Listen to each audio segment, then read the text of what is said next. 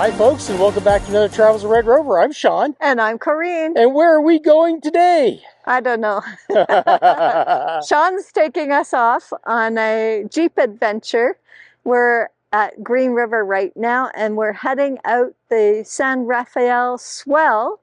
And this is all new to us. We've read a bit about it, watched a few videos, so hopefully we'll discover some interesting stuff. Yeah, that's the idea. And this is also part of the Utah BDR, although I don't remember off the top of my head whether it's section 3 or 4. Section 4. Section 4. Yeah. So I'll make sure I put that in later on as well and give you some details about that. Well, let's get started. Let's go. But before we go anywhere, it's time to air down. We typically air down to about 18 psi. Well, we had to stop because we found this guy going across the road. I'm going to have to look up and see what kind of snake he is. I have no idea. But he is booking it.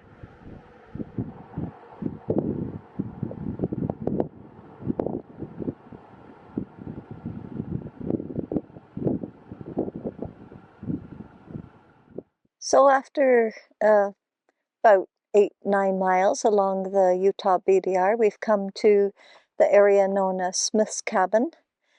And there's a old wood cabin put together with squared off logs. It's in quite a state of disrepair from the roof. So this is the interior of the building. I thought was the cabin, but according to Shawn, it's probably been used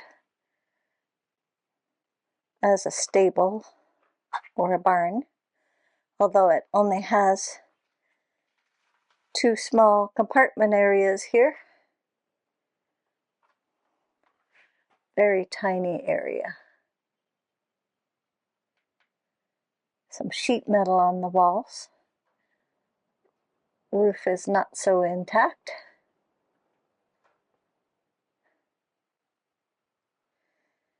And someone's blocked the doorway here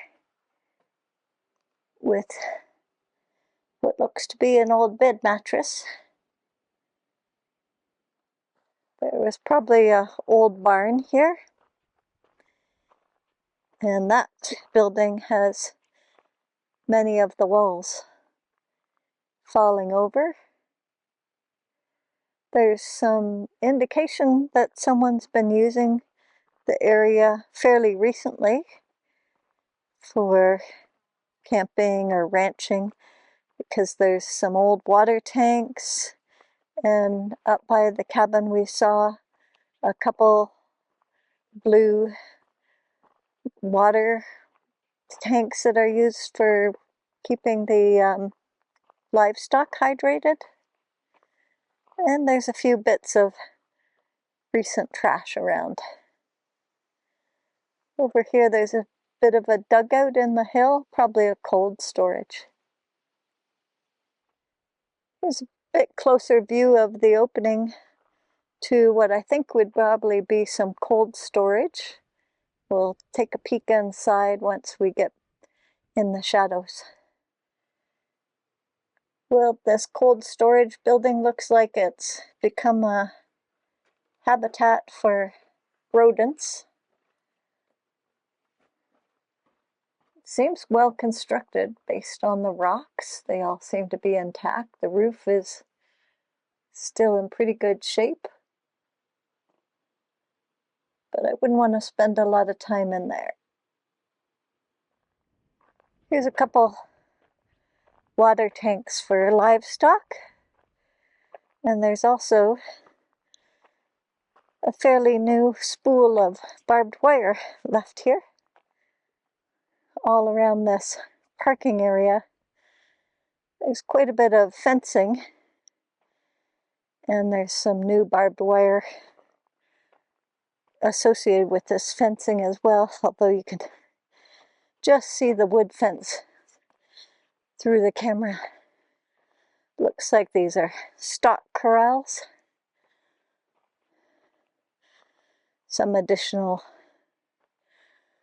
watering buckets inside the corrals.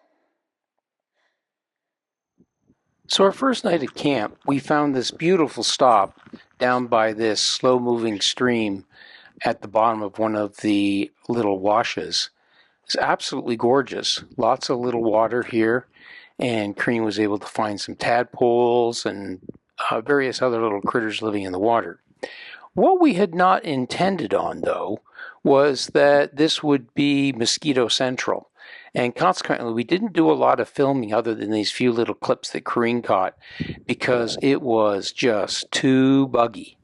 And so this is our first night of camping and not much to see.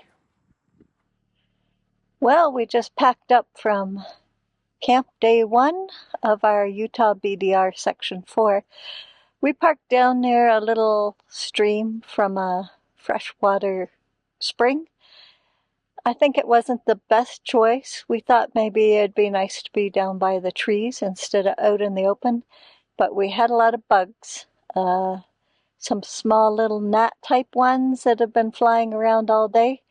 And then last night we had some mosquitoes that by 8:30 at night drove us indoors. So all packed up, we got in the Jeep and we decided to head further up this canyon. The sign up on the road had indicate there was a trailhead at the end, and we thought our legs could use a little bit of exercise. As it turns out, the little road going back up the canyon was a little bit more tricky than we had anticipated. It was steep, off camber, and had a number of small washes that needed to be crossed. All in all, not really big problems, just a little bit trickier than we had experienced thus far. From our camp at the Cottonwood Wash turnoff, we've come down a little bit lower into the canyon area to scope it out. There's a BLM sign here about the wilderness area and how to leave no trace and be cautious of the wilderness, to leave it in a undisturbed state. But there's also over here a marker for a trail sign, and this is for hiking and horses, but no motorized vehicles. So we might take a short walk down here, see what we can see, and see if there's an interesting view of this canyon. So the opening of this canyon is to the east. So in the morning, you get the best light on these canyon walls. And as we've been walking, we can see little lizards scurrying around on the rock ledges. Our trail here hasn't been very well defined. We've found a few walking footsteps and what might be some horse steps as they go along the trail, but we're trying to go where the sand is a little more prominent and fewer plants. Well, the canyon walls are getting taller and starting to create a narrower opening as we go further up. And up there, it looks like there's a little cottonwood forest we're heading to. We've gotten to a very narrow area of the canyon, and this has created a really good habitat for some deciduous trees in here, mostly cottonwoods. The canyon walls have gotten narrower and they create a bit of a shaded environment. And also the sandstone has a tendency to hold water in it a little bit. So it creates a little bit more humidity than the rest of the desert area.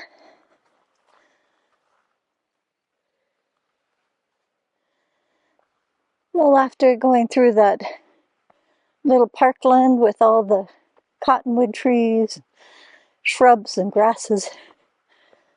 We've gone past that section and we're getting into a section where the canyon walls are a little wider again.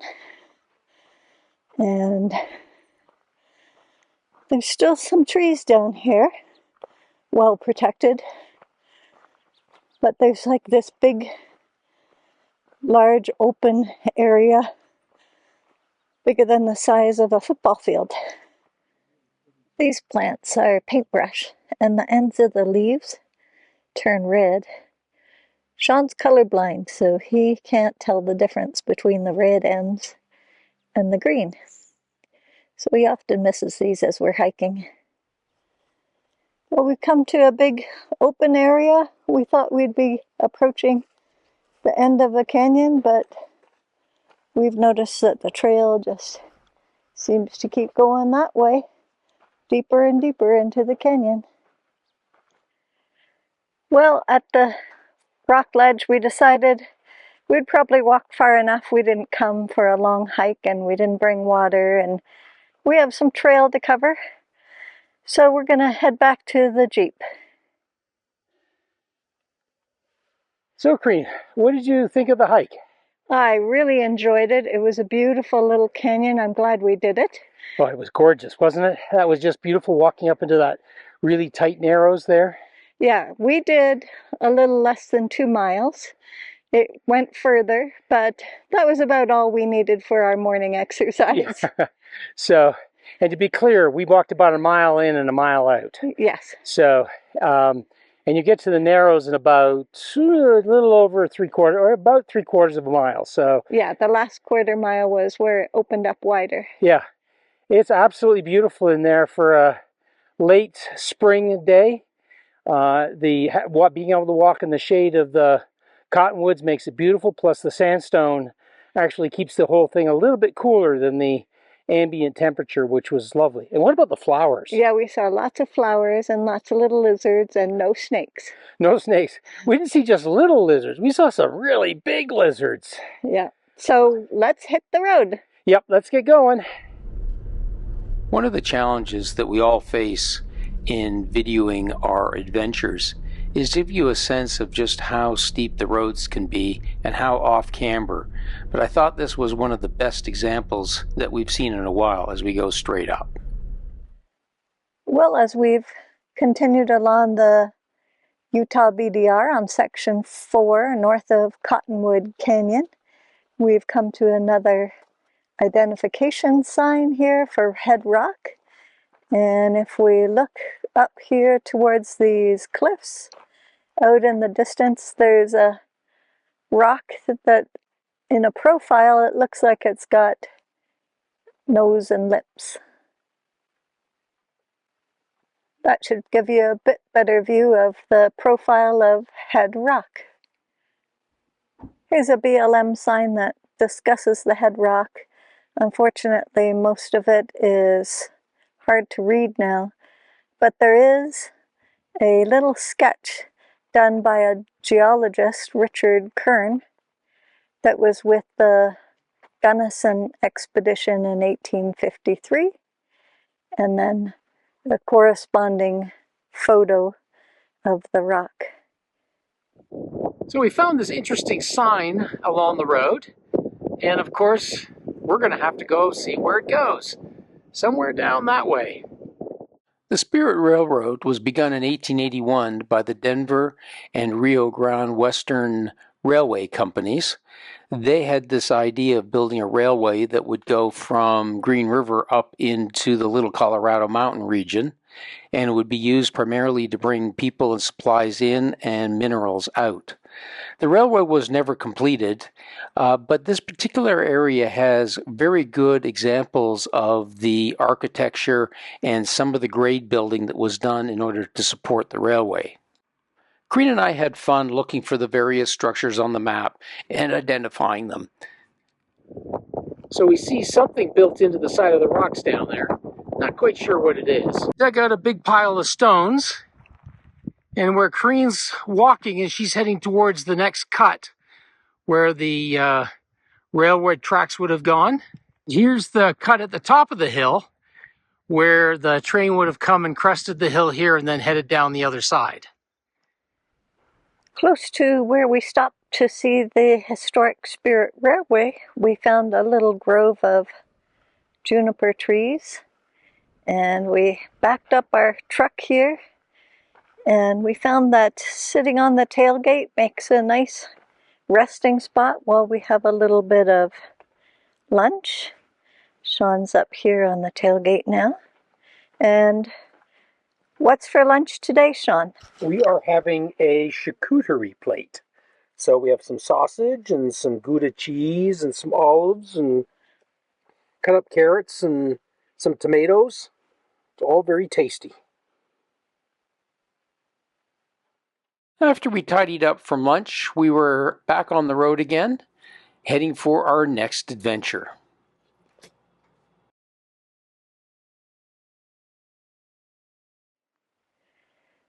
Well, we found our camp spot for the night.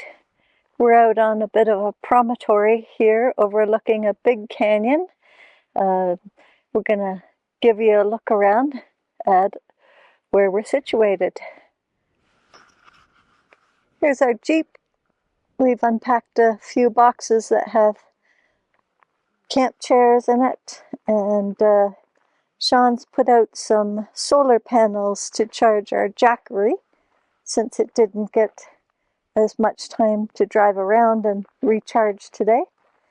And then right out from the front of our Jeep, we have this big, deep canyon.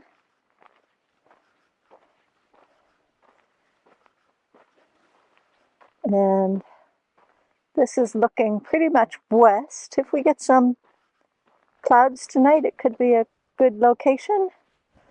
And then that's a little more to our south. There's some small junipers and pines in here, pinyon pines.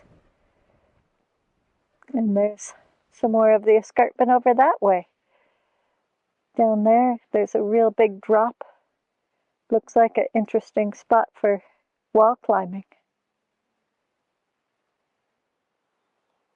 Well, we have found a lovely overlook location to camp at tonight, and we broke out the good cameras to do a few sunset shots. Shawn's here standing in the shadow of a tree in his dark clothes.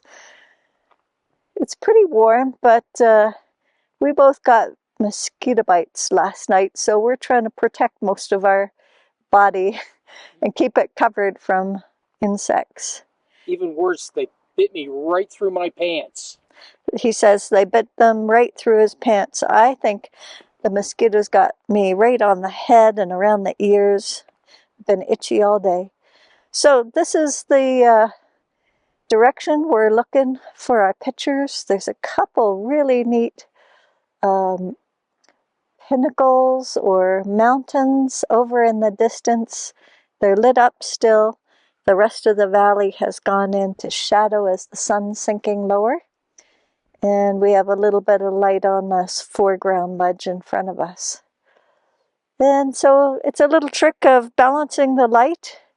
I set up my camera with a 2-stop hard edge filter, graduated filter. So I'm putting that over on the horizon out there to kind of knock down the brightness of the sky and allow me to show a little bit more detail of the canyon. I may tinker with that a little bit more. Won't be long before that whole valley out there is in shadow, and then we may move to another side. This looks like coral. It's been blowing like the dickens all afternoon since we got here, just probably 2:30 this afternoon, and we've been hiding behind some trees, kept our camper tent folded up until early this evening, trying to make sure we didn't get it whipped around in the wind. It's interesting now, the wind is starting to subside a little. We still get some strong gusts, but at least we can stand out here and not feel like we're getting blown off the cliff. So our sun is just sitting on the horizon in the west. There's some mountains to the west, so it's setting a few minutes early. Our canyon here is totally in shadow, and those distant peaks were lit up just for about 5 or 10 minutes, just perfectly, and we could get enough light from in the canyon that it had a really nice composition. So we'll see how that looks. I may have to trim out some of those junipers from the bottom because they were getting sunlight. And this cliff face over here to the left, it was shining pretty bright, so I had to leave that out of my composition as well. I might have just got a little corner of it as I was aiming down the canyon this way to the east. So we're hanging in a few more minutes, see if we get any color.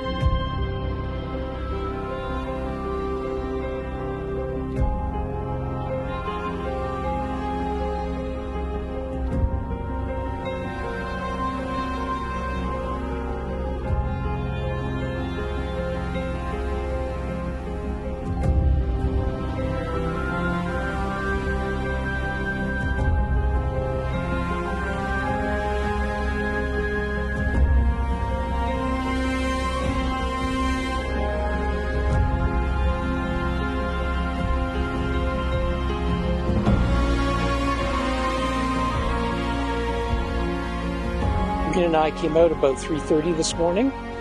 We're out taking some Milky Way shots overlooking the canyon. The moon is just up, just behind Corinne, where she's taking this shot right now, or photographing me. It was a beautiful evening for shooting. It's absolutely dead still. There's very little humidity, so the stars are really, really clear. And the moon is lighting up the canyon just beautifully. So we're not going to show you a whole lot about taking the photographs, but I'll put the photographs in that come out right now.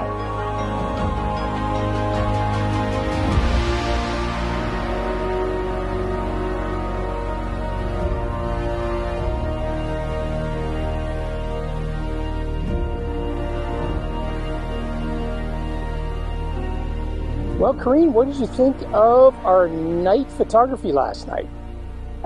Well, I did a big mistake and I left my wide-angle 2.8 aperture lens at home, so I didn't do any night photography with my Canon camera, but I tinkered around with a new GoPro camera.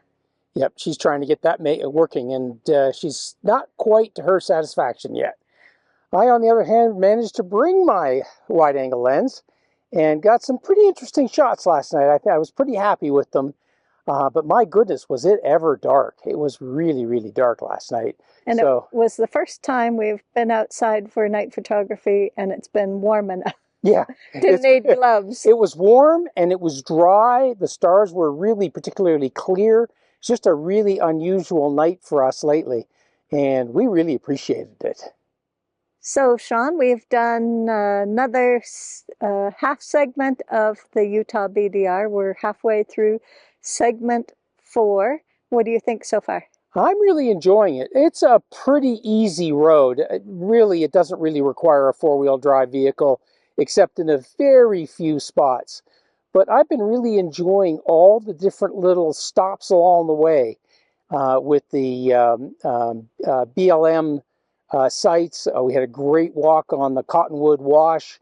It's been really terrific. And last night we stayed at a really epic campsite right on the point here at the overlooking Buckhorn Wash. Yeah, overlooking Buckhorn Wash. It was really a terrific spot, and I'd definitely come back here again. Well, folks, I think we'll bring this video to an end, and if you enjoyed it, please give us a thumbs up. And if you'd like to see more of our videos, go ahead and hit the subscribe button, and that notification bell right beside it will allow you to know when we post new videos, and you can watch them right away. And now with YouTube valuing the channels by the number of comments they get, we'd really appreciate if you'd leave us a comment, a thought, an idea, anything that you were interested in. We'd appreciate to hear, and we respond to all of them. Yeah, in the comment section down below. And until next time, bye for now. Bye for now.